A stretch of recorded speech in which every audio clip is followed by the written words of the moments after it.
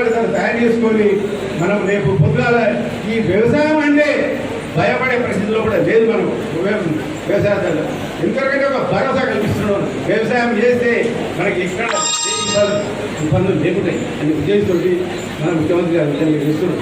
పూర్వకాలము వ్యవసాయం అంటే పారిపోయే పరిస్థితులు ఉండే, వ్యవసాయం కుటుంబానికి పిల్లల్ని అంటే ఇచ్చే పరిస్థితి లేదు.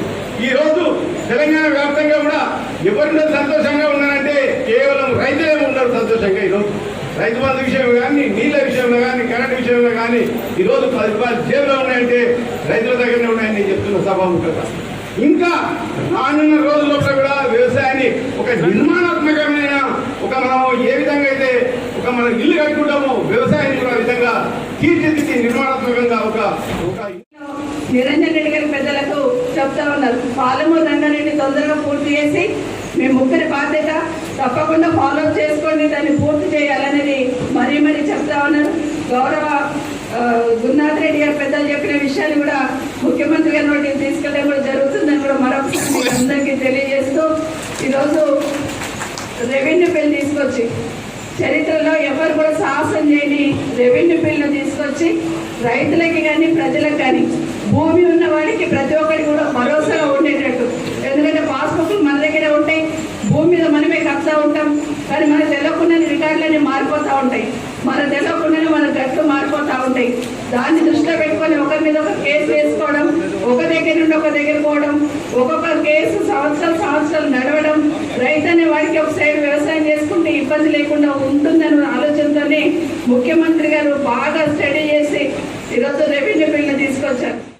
రైతు కాబట్టి, మనసున్న మనిషి కాబట్టి, రైతుల కష్టాలు తెలిసినవాడు కాబట్టి రైతుకు అడుగడుగున అండగా ఉన్నాడని మాత్రం స్పష్టంగా మేము ముందు చెప్పగలుగుతా ఉన్నాను.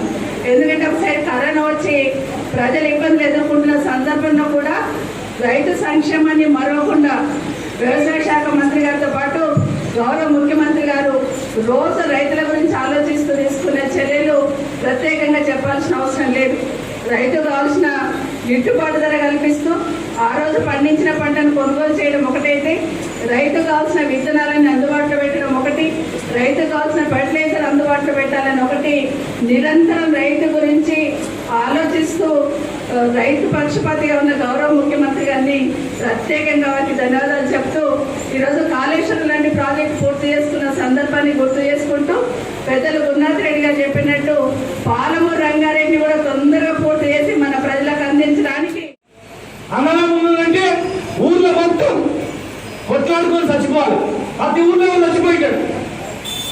ప్రతి పోలీస్ స్టేషన్లో 100 ఉంటే 90 మొత్తం భూముల పంచాయతీ, అన్నదమ్ముల పంచాయతీ. తండ్రి చంపేడు, కొడుకు చంపేడు, అక్కడ చంపేడు.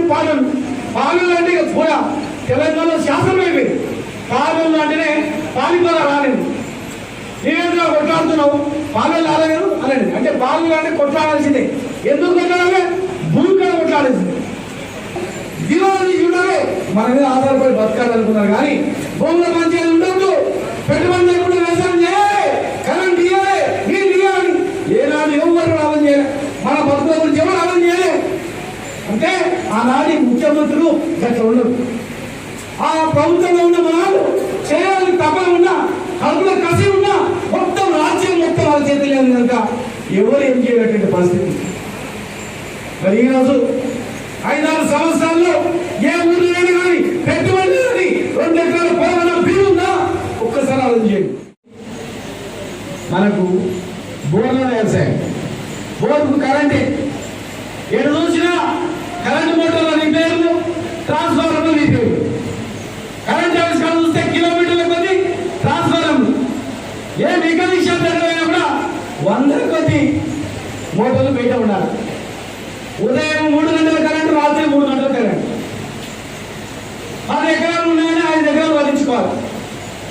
ఆ పండించిన పంటకు యూరోపీడి సంతం దొరకవు, పోలీస్ స్టేషన్లో పెట్టిస్తుంది, చెప్పు లైన్లు పెట్టి నిలబడుతుంది. పొరపాటున అదృష్టం వచ్చి పంటలు పడినామంటే దాని ధర ఉండకుండే. 10 గింజలు ఎక్కడ పోలో తెలియని పరిస్థితి ఉంటుండే. గోస ఊళ్ళోకి ఎవరు రాకపోతుంది, ఊళ్ళో మంచి నీళ్ళు దొరకకండి. ఎవరైనా చుట్టం ఇంటికి వస్తే కూడా వీళ్ళు ఎప్పుడు పోతున్నారని చూసేది. ఇలా 24 గంటల కరెంట్ ఎట్లా వచ్చింది మనమే మనం ఆలోచన చేసుకోవాల్సిన అవసరం ఉంది.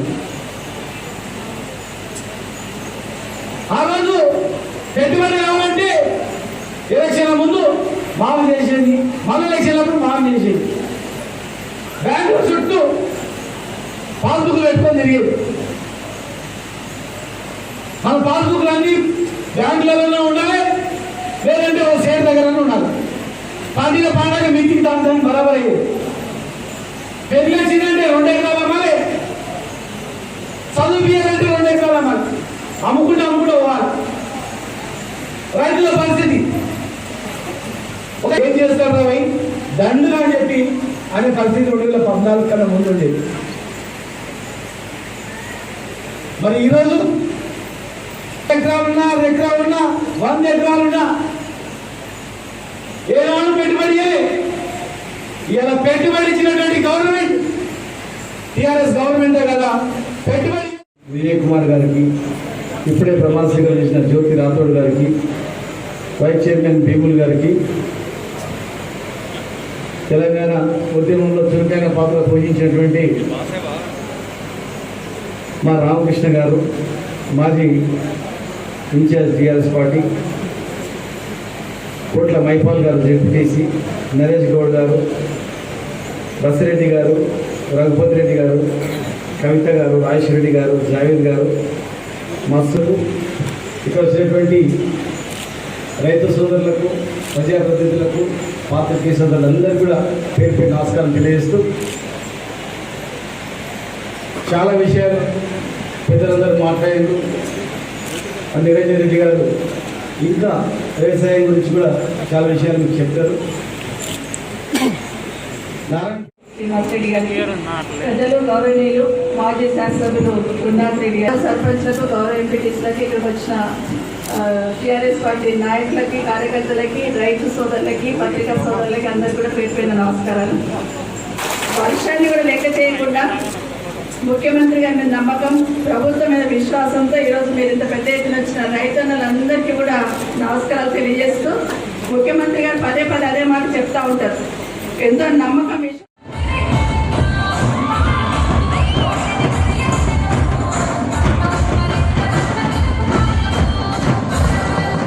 ఇంకా 3-4 లక్షల కరెంటు మోటార్లకు సంబంధించిన అప్లికేషన్లు రైతులై డీడీలు కట్టినాయి, కరెంటు కోసం పెండింగ్లో ఉన్నాయి. ఆల్రెడీ రైతులు వాడుతున్నటువంటివి, కనెక్షన్లు లెక్కకు వచ్చినటువంటివి 26 లక్షల కరెంటు మోటార్లు తెలంగాణ నడుస్తున్నాయి. ఇవి రేపు కూడా నడుస్తాయి, ప్రాజెక్టులు ఉన్నాయి, నడుస్తాయి. ఎందుకంటే కాల పక్క పోతుంది, నిరుపాలం ఎక్కదు. రైతు మోటార్ పెడతాడు, డబ్బులు అంటే పై కొట్టుకుంటాడు. 2 ఎకరాలు వాడతాడు, ఇక్కడ వాడదు, పై కొట్టుకుంటాడు. నీళ్లు లేకముందు కరెంటు మోటార్ల వాడకం తక్కువ ఉంటుంది, నీళ్ళు వచ్చినాకనే కరెంటు మోటార్ల వాడకం ఎక్కువ ఉంటుంది. ఈ 4 గంటల్లో మనం చూస్తున్నాం తెలంగాణ. ఈ 26 లక్షల కరెంటు మోటార్లు నడుస్తున్న దానికి 2018 జనవరి 1వ తారీఖు నుంచి దీనికి 24 గంటలు చేసినాం మనం కరెంటు. అది కూడా ఉండగానే మనకి ఆనందం వస్తాగా రాదు. రైతులు కట్టకుండా కరెంటు డిపార్ట్మెంట్కు రైతులు కట్టాల్సిన డబ్బును మన సర్కార్ కేసీఆర్ కడుతున్నాడు కరెంటు డిపార్ట్మెంట్కు 9,000 కోట్లు రైతుల పక్షాన. ఇది కేసీఆర్ ఉన్నంత వరకు, కేసీఆర్ సర్కారు, కేసీఆర్ పార్టీ సర్కారు ఉన్నంత వరకు ఇది కొనసాగుతుంది. దీన్ని ఎవరు మార్చలేరు, ముట్టుకోలేరు కూడా. దీన్ని కానీ రైతు బంధువులు కానీ రైతు బీమాలు కానీ భవిష్యత్తులో ఎవరైనా ముట్టుకుంటే పై భాగంలో కొడతారు రైతులు తప్ప ఈ పథకాలను ఎవరు మార్చే ధైర్యమే చేయలేరు తెలంగాణ ఉన్నంత వరకు. ఇప్పుడు కేంద్రం అనుకునేటువంటి స్థితి ఇంకా ఉండదు. వారు పెట్టించేటువంటి షాపులో, వారు పెట్టించేటువంటి మాల్లో, వారు పెట్టించేటువంటి నెట్వర్క్ ఉంటాయి, దాంట్లోనే కొనుక్కోవాలి. అది కాదు సమస్య.